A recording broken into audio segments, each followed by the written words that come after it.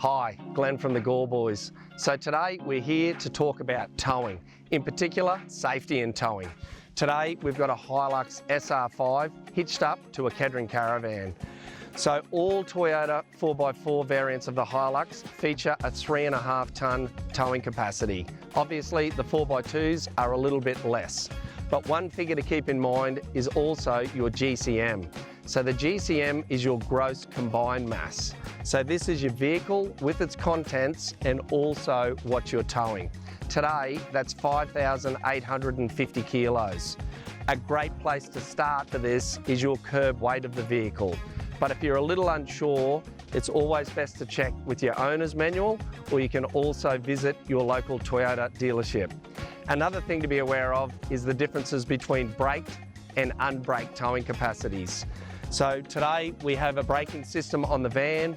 We've got an electronic brake controller fitted to the vehicle, so we're all set to go to tow that 3.5 tonne.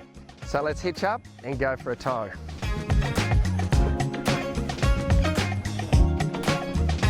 Okay, so first things first, reversing up to whatever you're towing. So it's great to have someone behind to actually help guide you in for the pin or the tow ball to go under the hitch. But today we're going to use the reversing camera of the vehicle.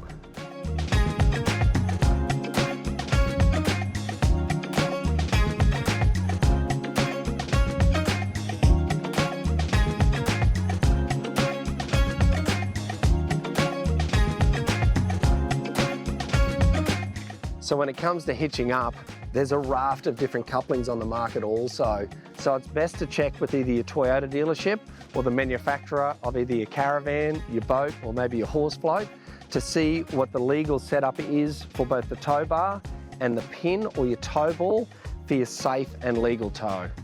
Now that we've reversed up with the reversing camera of the HiLux and we're directly over the pin, we're going to lower it down and lock up and get ready to hit the road.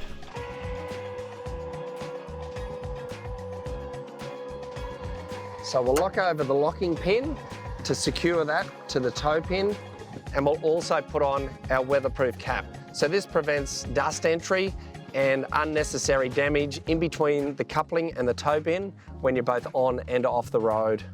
So now that we're all lined up using the reversing camera of the HiLux, we're going to lower this down and lock up the pin on the coupling. Now that we're all safely hitched up to the tow vehicle, we can disengage the park brake on the van and we'll connect up both the lights, which will obviously run through. It's always great to double check your lighting after you connect up the vehicle. Even if they may have worked on the last trip, you never know on the connections. So just a quick run through, tail lights, blinkers, stop lights is always a great routine to get into when you hitch up before you head off. On this one here also, there's a safety breakaway. So these here, if there's a failure between and it does detach from the tow vehicle, this will pull and remotely put on the brakes of whatever you're towing. Another thing to remember is your D-shackles. So these are all different ratings with different kilograms. So always make sure these are over and above whatever you may be towing behind the vehicle. So if you have twin chains on whatever you're towing, it's a good practice also to cross these over.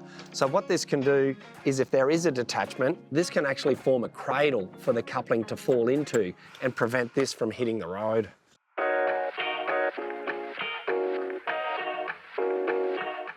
Another major thing when it comes to towing is the stability of your package on the road. So there's a few factors here that will help you. So one would be a bit smoother in your steering, braking and acceleration. This will be your best friend.